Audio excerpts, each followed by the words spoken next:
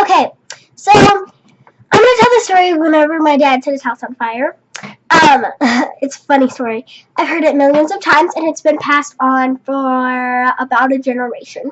He was 12, and his little brother Troy was 8, and his parents Sharon Freeze and I don't remember his dad's name for some weird reason, but he was 12 and his little brother was 8, and his mom and dad decided that they really wanted to go to this Denver Bronco game, but they were hesitating very much because my Uncle Troy, which was my dad's brother, did not feel good. He was very sick, and so his parents were like, "Are you sure you got this?" And he was like, "Yeah, I've got this. Y'all can go. I'll watch my brother. I can do this. You need to believe in me." So they were like, "Okay, if you need anything, call me, and I'll answer." Back then, they only had party lines. So party lines were hard to reach, but you could reach them, but they were very hard.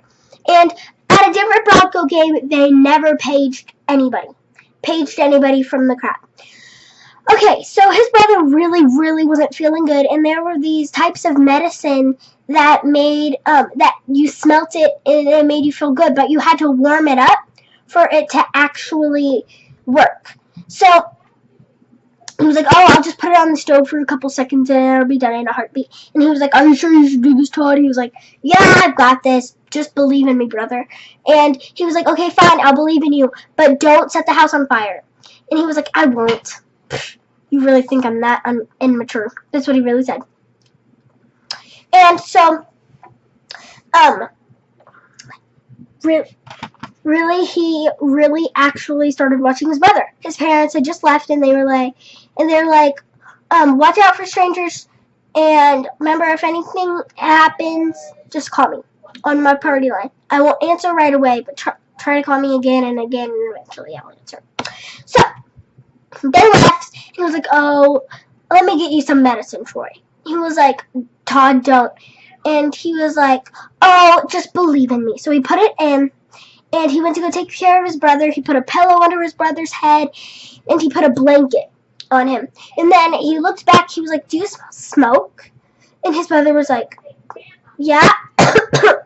Literally what he did. He coughed too. He was like, "Yeah, I smell smoke," but I actually coughed. But he was like, "Yeah, I smell smoke." And he was like, "What is that?" And so he turned around, and his parents' favorite curtain were set on fire. He was like, "I don't know what to do." So he pulled the curtain down and he put it under the water to stop the fire.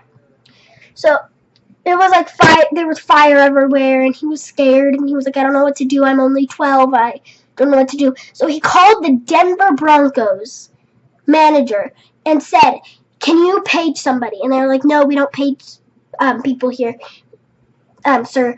And he was like, "I'm 12. My brother's very sick.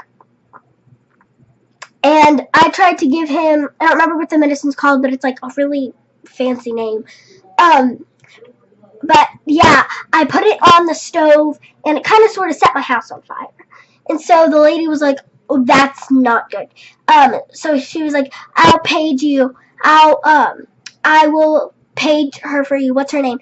And my dad was like, "Sharon Freeze." And she was like, "Okay." So she actually paged his mom. Said, "Sharon Freeze to the telephone. Sharon Freeze to the telephone." So picked up the phone, and he was talking to his son. And so she was like, "What's wrong? What's wrong? They never page here. How did you get them to page, and what's wrong?" He was like, "Yeah, I kind of sort of set your favorite curtain on fire." And she freaked out, knowing my grandma back then. Right now, she'd just be like, "Oh, put it underwater. I'll be there later." But back then, she was like, "Oh my gosh, oh my gosh. Do you mean that you just set my entire house on fire?" He was like, "Well, not the entire house, but I did set your favorite curtain on fire." She was like, "You are going to be in so much trouble whenever we get home. Why did you do this? Why would you even want to do this?" And he was like, "Oh, I didn't mean to." And so, of course, my grandma said, oh, Richard, that was my dad's name. Richard, come over here. So he got up. He was like, what does our son want? And he was like, he set my curtains on fire.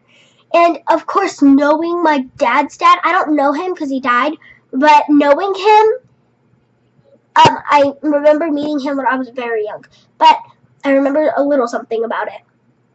He gets very mad, just like my dad, whenever bad things happen.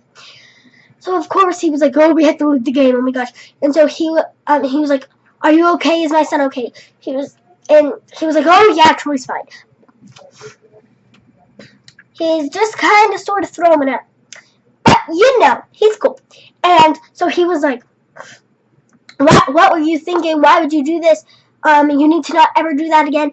And so whenever they got home, they spanked him a lot, got very mad at him, and then later, a couple days later, they had a very funny laugh. But my dad's mom and dad were very mad. They had to leave the Denver Bronco game. They were worried something bad had happened whenever the lady told him. But it was just a big mess. And so I guess that's the story of when my dad set his curtain house on fire. I like to call it my dad set his house on fire because it was pretty darn close. Oh, this is Kennedy.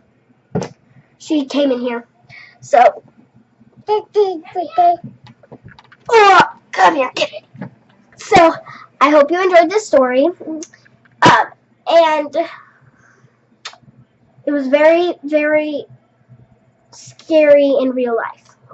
Say bye, Kennedy. Say bye. Bye. Oh, that's sweet.